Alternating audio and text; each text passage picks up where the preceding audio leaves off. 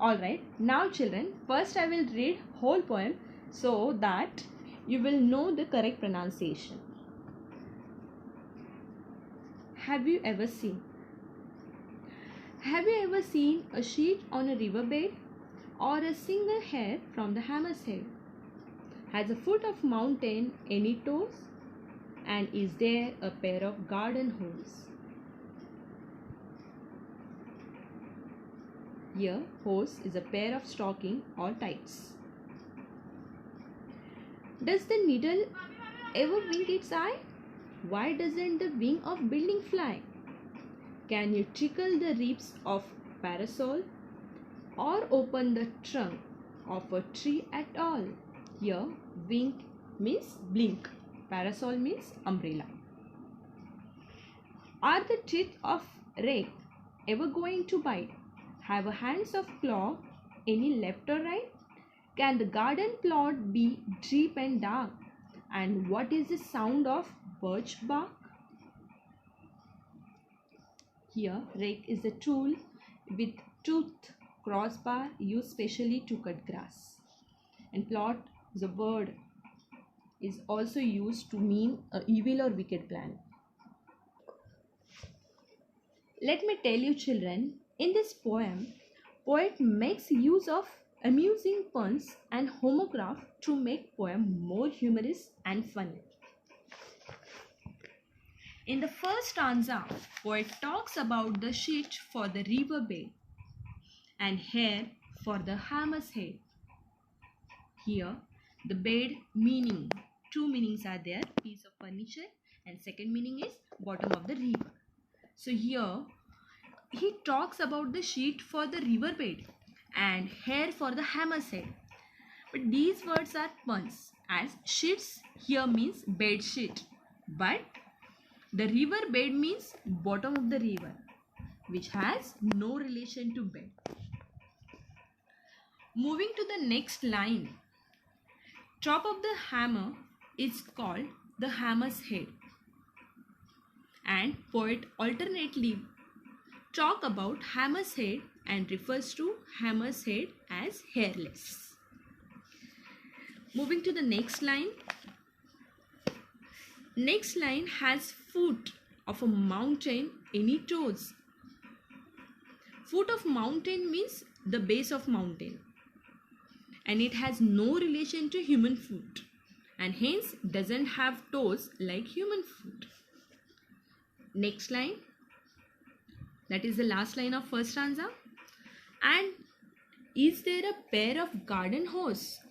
Your hose means flexible tube, and the poet further refers to garden hose, which is flexible tube used to water plants, that he compared to its homograph hose, which means a pair of stocking or tights. Next line, second stanza, first line. Does the needle ever wink its eye? Now here children, poet refer to the needle's eye and tells us that does it winks like human eye? Here, needle eye is tiny opening of a top of needle through which needle is threaded, and here wink is to blink. Next line, why doesn't the wing of a building fly? Here, wing has two meanings, part of building, and second meaning is a body part of bird, that is bird's wings. So, wings of a building are being compared to the wings of birds. Here, he is assuming that just like wings of birds help them to fly, the wings of building should also help them to fly. Next line. Can you tickle the ribs of parasol? Here parasol means umbrella, and ribs means part of the human body, and another meaning is umbrella that support the curves. The ribs of umbrella are homographically spoken about as if they are ribs of human body, which can tickle.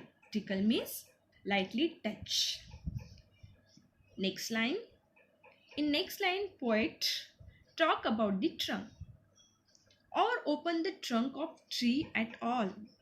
He talk about the trunk of a tree and object trunk that is a large wooden box for storing clothes, and is asking whether the tree trunk will open like trunk.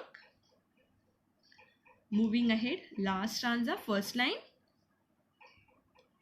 Are the teeth of rake ever going to bite? Rake is gardening tool which has crossbar at the end. So here poet has made a reference to the teeth of rake which he compared to the human teeth and questioned whether they can bite like human teeth do. Next line. Have the hands of clock any left or right? Poet wonders here whether the hands of clock are right or left like human hands. Next line. Can the garden plot be deep and dark? Here the plot has again two meanings. The first meaning is land or area, and second meaning is a wicked or cruel plan. And here poet asks if garden's plot can be dark and deep like story's plot. The last line of the poem is, and what is the sound of the birch bark? Finally, poet questions whether the bark of birch tree can make sound like bark of dog. So here bark means part of tree, and another meaning is bark means sound of dog. So children, here poet make use of homographic puns in the poem to create the humor with a play on words. Here in this poem, every line has specific word which has two meanings. Actually, poem has no implied meaning as it only and only deals with the game of wordplay. The poet cleverly play with the way things have been named. The intention of this humorous poem is only to convey the message that words which are spelled same have different meaning and uses. This poem teaches the best way to use the homographs as pun to create humor. Thank you.